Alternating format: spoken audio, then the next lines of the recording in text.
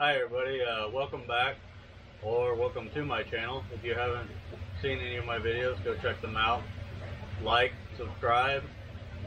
Today I'm going to talk about my big fish tank here, my plywood build that I built back in 2014. It's 16 foot long, 3 foot tall, and 4 foot wide. I built it up off the ground, unlike you see a lot of people building them on the ground. So I wanted to be able to sit on this actual couch and have it at eye level.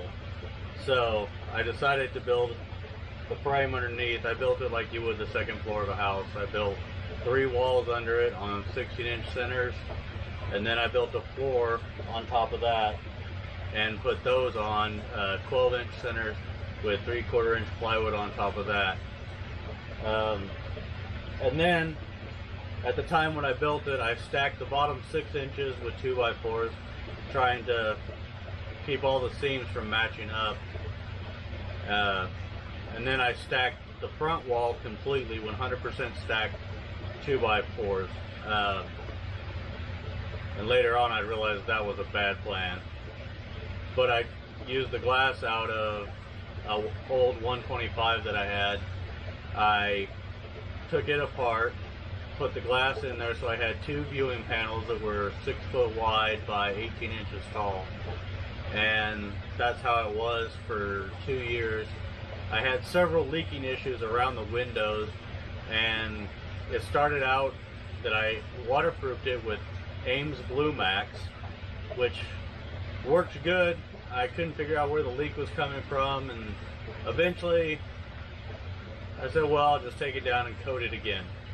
So I took it down and I painted it with a pool paint and just painted it all black inside. And that's when it went from blue to black.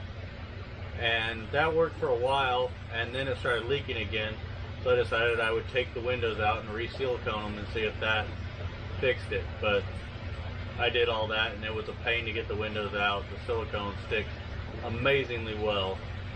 But after I got them out, I realized that the front window, or the front wall of the tank was actually starting to bow because of the 2x4s not having enough nails or screws. They were screws, deck screws is what I used. So I ended up cutting the front wall out of it, and at that point I fiberglassed the whole thing on top of the pool paint, fiberglassed all the seams, and then coated it with an epoxy pool paint, and that's when it went to white. And it worked out at white for quite a while, and I started having a little seep in one corner. So, and the fish, the plecos, of course, rasp at everything, so they were pulling the epoxy paint up, and I was getting little white flecks everywhere. And that's when I went ahead and switched to the pond shield, which is the blue that you see now. And when I cut the front wall out, I made a 2x2 square tubing frame and picked up these tempered 1/2 inch glass panels from Oklahoma City. We drove down there from up here. I'm up by Lawrence, Kansas.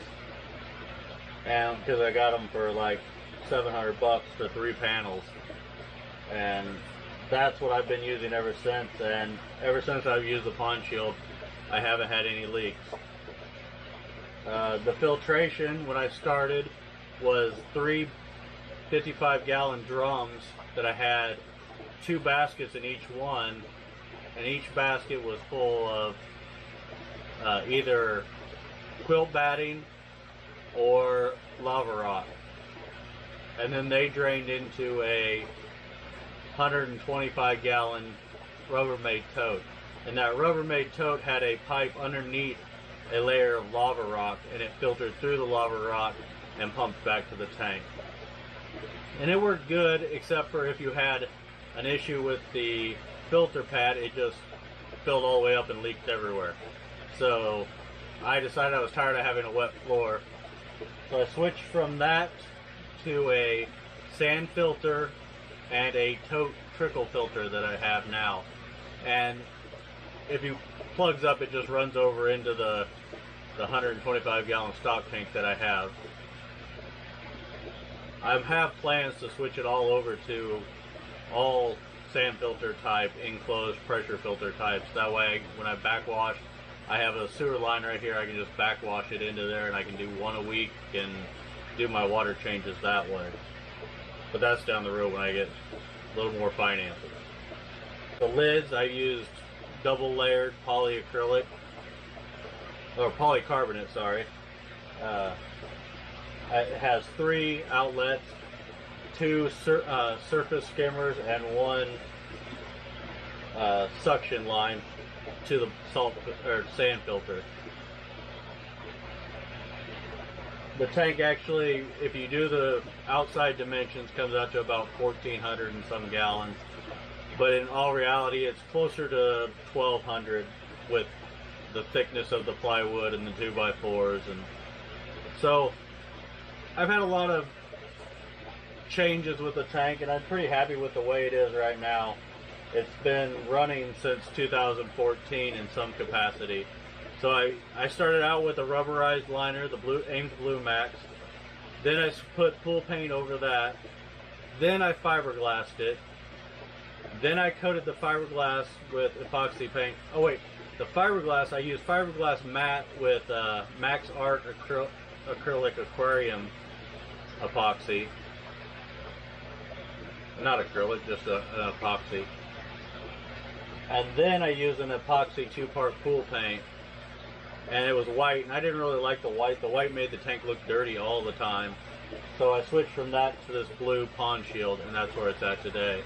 And the front of the tank started off as stacked 2x4s, but that started bowing over time.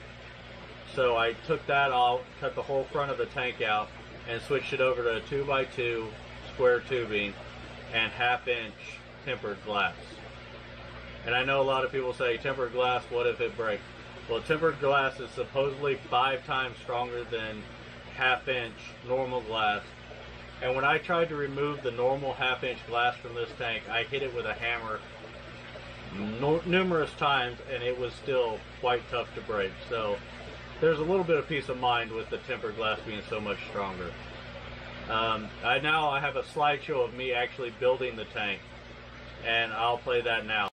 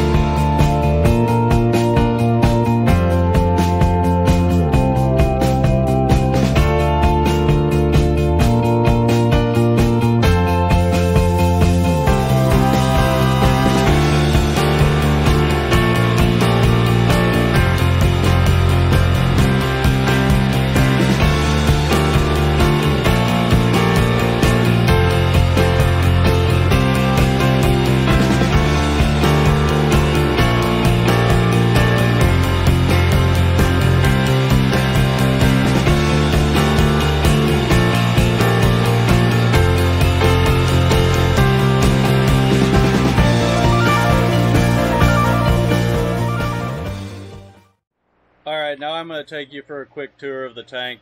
Behind it's a little messy because, well, that's where I store stuff I don't want people to see. So here's the tank. I'm going to take you around and show you the tank. Alright, so here's the tubing. I've got it bolted to a 4x4 that I bolted to the walls that I built. And then you can see it's 6x6 sitting on the walls. Now that I've had it dry for a while, I plan on framing the rest of it in so that it looks like a wall. You can see the 2 frames meet here and they're bolted together. It's lagged and all threaded down to the actual floor of the tank. And there's the lids and my air pump. There's my quick plumbing job that I did so I can fill tanks easily.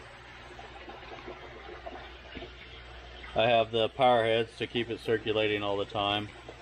I'm going to walk around the back of it. Like I said, it's kind of a mess.